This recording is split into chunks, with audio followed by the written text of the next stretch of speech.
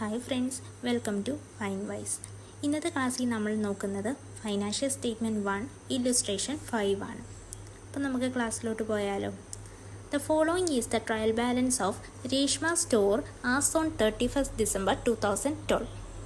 Capital 15,000, opening stock 3,400, wages 1,600, salaries 1,500, purchases 18,500, rent and rates 2,000, sales 32,500, interest received 1,200, discount received 300, drawings 2,000, advertisement 500, cash in hand 2,500, cash at bank 6,000, sundry debtors 8,000, furniture 7,000, creditors 4,000.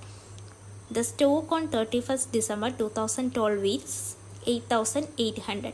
You are required to prepare trading and P&L account for the year ended 31st December 2012 and a balance sheet as on that date. ഈ ഒരു ക്വസ്റ്റ്യനിൽ നമ്മളോട് എന്തൊക്കെ ചെയ്യാൻ പറഞ്ഞിട്ടുണ്ട്? ആദ്യം ഒരു trading account prepare ചെയ്യണം, അത് കഴിഞ്ഞിട്ട് ഒരു P&L അക്കൗണ്ട് പ്രിപ്പയർ ചെയ്യണം, ലാസ്റ്റ് നമ്മൾ എന്ത് ചെയ്യണം, ഒരു ബാലൻസ് ഷീറ്റും കൂടെ പ്രിപ്പയർ ചെയ്യണം. നമുക്ക് ആദ്യം ഹെഡിങ് കൊടുക്കാം. എന്താണ്? Trading and profit and loss account for the year ended 31st December 2012. രണ്ട് കോളംസ് ഉണ്ട്, ഡെബിറ്റ് കോളവും ക്രെഡിറ്റ് കോളവും. ഡെബിറ്റ് ഫസ്റ്റ് ആയിട്ട് നമ്മൾ എന്താണ് എഴുതേണ്ടത്? Opening stock 3,400, purchases 18,500, wages 1,600. Credit സൈഡിലോ സെയിൽസ് 32,500, ക്ലോസിംഗ് സ്റ്റോക്ക് 8,800. ഏറ്റവും കൂടുതൽ എമൗണ്ട് എവിടെയാണ് വരുന്നത്? ക്രെഡിറ്റ് സൈഡിൽ. എത്രയാണ്? 41,300. അതിൽ നിന്നും നമ്മൾ എന്തൊക്കെ മൈനസ് ചെയ്യണം?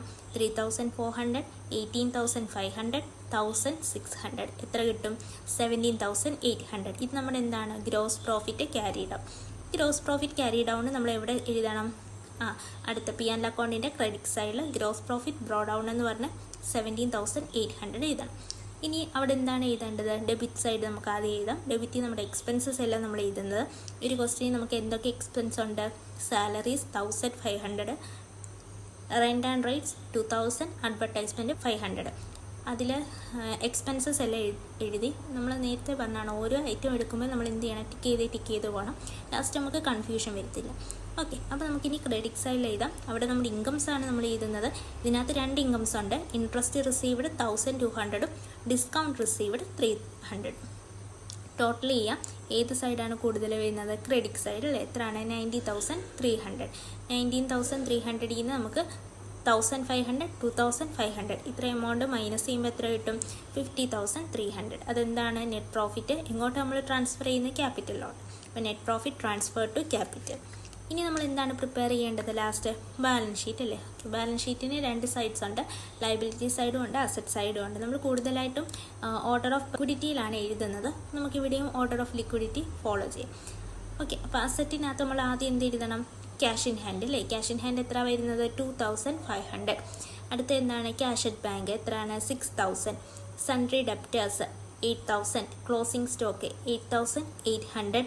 ഫർണിച്ചർ എത്രയാണ്? 7,000. ഇനി നെക്സ്റ്റ് നമുക്ക് ലയബിലിറ്റി സൈഡിൽ എഴുതാം. ലയബിലിറ്റി സൈഡിൽ ഫസ്റ്റ് എന്താണ്? Sundry creditors 4,000. നമ്മൾ എന്ത് എഴുതേണ്ടത്? ക്യാപിറ്റൽ എഴുതണം അല്ലേ. ക്യാപിറ്റൽ എത്രയാണ്?